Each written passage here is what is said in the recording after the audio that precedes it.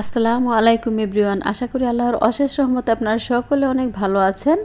তো আবারও একটি নতুন ভিডিও নিয়ে হাজির হলাম আপনাদের মাঝে। সব সময় আমি বড়দের ড্রেসের ড্রয়িং ভিডিওগুলো শেয়ার করে থাকি।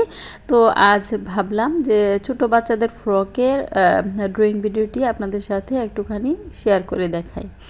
তো আমি ড্রয়িংটি করার আগে সবসময় যে কাজটি করে থাকি, আমি একটি পেপারে ফুল ড্রয়িংটি করে নিয়ে থাকি, কারণ এর মাঝে যদি কোনো ভুল হয়ে যায় তাহলে তা রাবার দিয়ে মুছে আবার তা ঠিক করে নিয়ে কাজগুলো করে থাকি।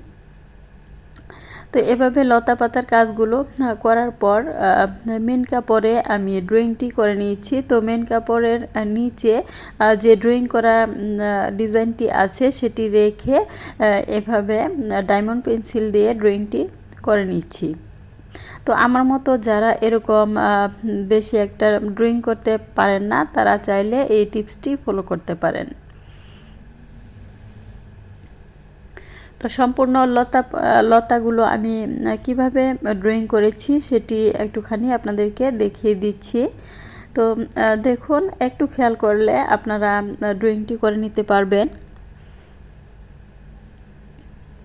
তো ভিডিওর এই পর্যন্ত যারা এসেছেন তারা প্লিজ একটি লাইক দিয়ে দিবেন, কারণ আপনাদের একটি লাইক পেলে আমার ভিডিওগুলো নিয়ে আসতে খুবই ভালো লাগে। এবং আপনাদের যদি ভিডিও সম্পর্কে কোনো কিছু জানার থাকে তাহলে কমেন্ট সেকশনে লিখে জানাতে পারেন, আমি চেষ্টা করব যথাযথ উত্তর দেওয়ার।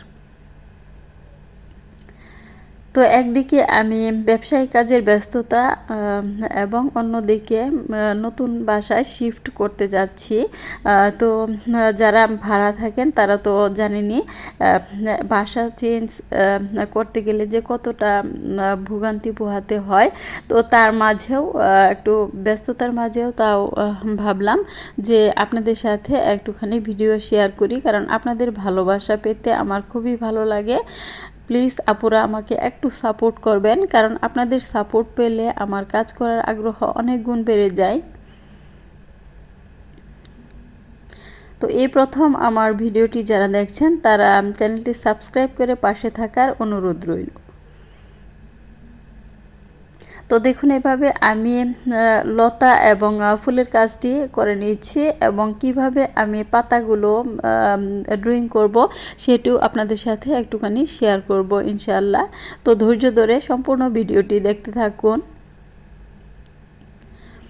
তো এই ডিজাইনটি যখন সেলাই সুতা দিয়ে কাজ করা হবে তখন দেখতে অনেক গর্জিয়াস হবে এবং দেখতে খুবই চমৎকার হবে। তার মাঝে যদি একটু মাল্টি কালার সুতা ইউজ করা হয় তাহলে দেখতে আরও বেশি সুন্দর হবে। তো আমি এই ভিডিওটি এডিট করেছি 12টার দিকে এবং ভয়েস ওভার করেছি প্রায় রাত 12টার মতো বাজে, কারণ আমার একটু ব্যস্ততার কারণে দেখা যাচ্ছে যে আমি নিয়মিত ভিডিওগুলো নিয়ে আসতে পারছি না।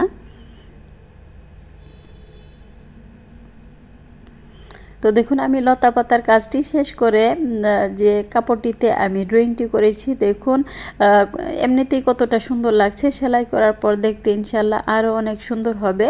তো এই ফুলটি আর ড্রয়িং করে দেখালাম না, নিচের দিকে ছিটা ড্রয়িং করে দেওয়া হবে।